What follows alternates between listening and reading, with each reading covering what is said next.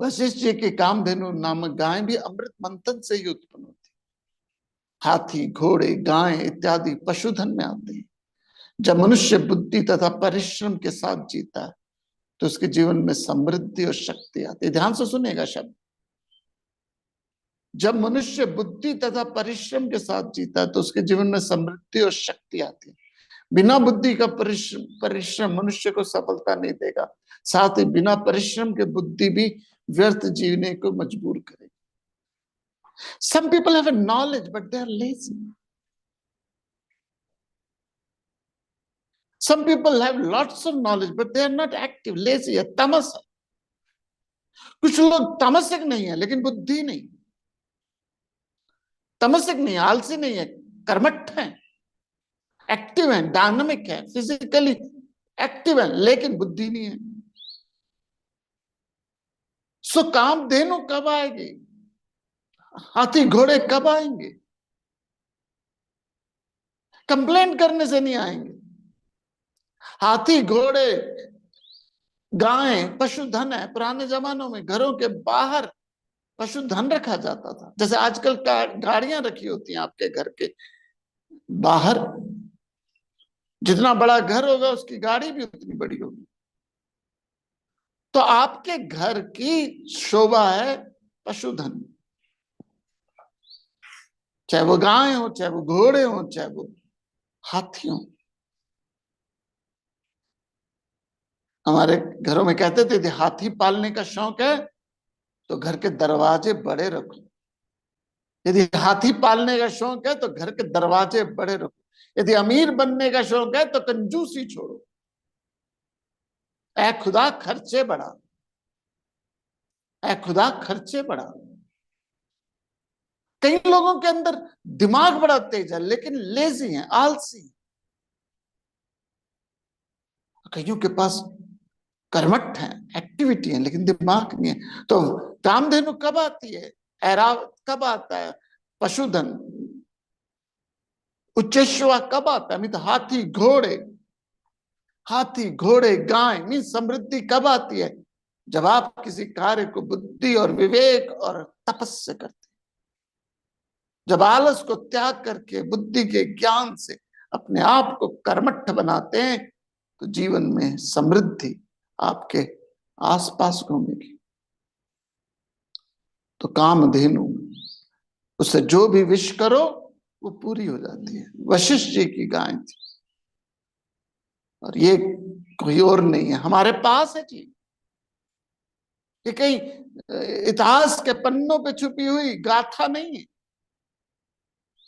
ये कोई ऐसी परंपरा नहीं है जिसको सिर्फ पौराणिक कथाओं और गाथाओं में गूंदा गया हो। ये हमारे जिस्म जान में ओत प्रोत एक सत्य है कि अगर आप अपने जीवन में कर्मठ होते हो, if you are active with the knowledge, action with the knowledge will give you prosperity. Action without knowledge will make you slave. Knowledge without action makes you arrogance. विद्या विनय संपन्ने ब्राह्मणे गविहस्तिनि शुनिचैव स्वपाकेच। बहुत छोटे सोचते हम।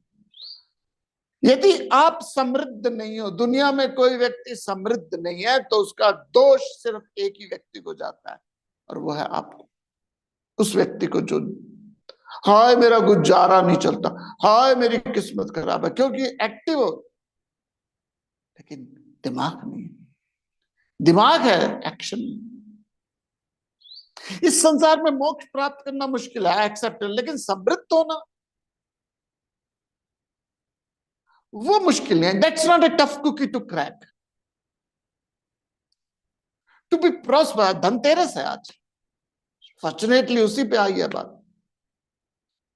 आज धनतेरस है, धनतेरस के इस उपलक्ष्य में मैं ये बात कहना चाहूंगा आप लोगों को कि ये बात गलत है कि कोई कहता समृद्धि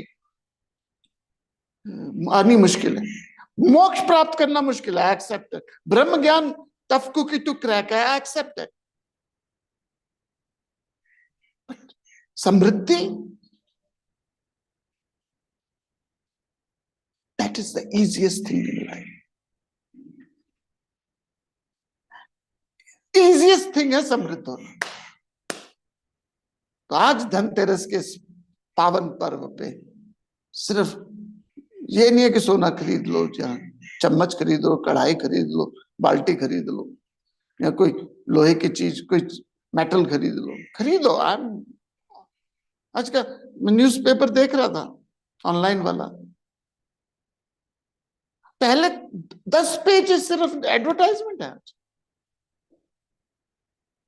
I don't know about other side paper में, तो यहाँ का लोकल दैनिक जागरण देख रहा था, 10 पेज सिर्फ धनतेरस की एडवर्टाइजमेंट है। Good, great. ऐ खुदा खर्चे बड़ा, प्रभु समृद्धि कब आएगी? जब खर्च करने की क्षमता होगी। तो हमारे मंथन किया, जब मंथन किया तो मंथन से समृद्धि आई, हाथी घोड़े आए, and then last not least Lakshmi आई। लेकिन लक्ष्मी आने के बाद रुकिए मत, मंथन जारी रखिए। खुद नारायण भगवान श्री कृष्ण आपसे युक्त हो जाएंगे, उसके बाद nothing in this world worth it. सोचिएगा इस बात पे।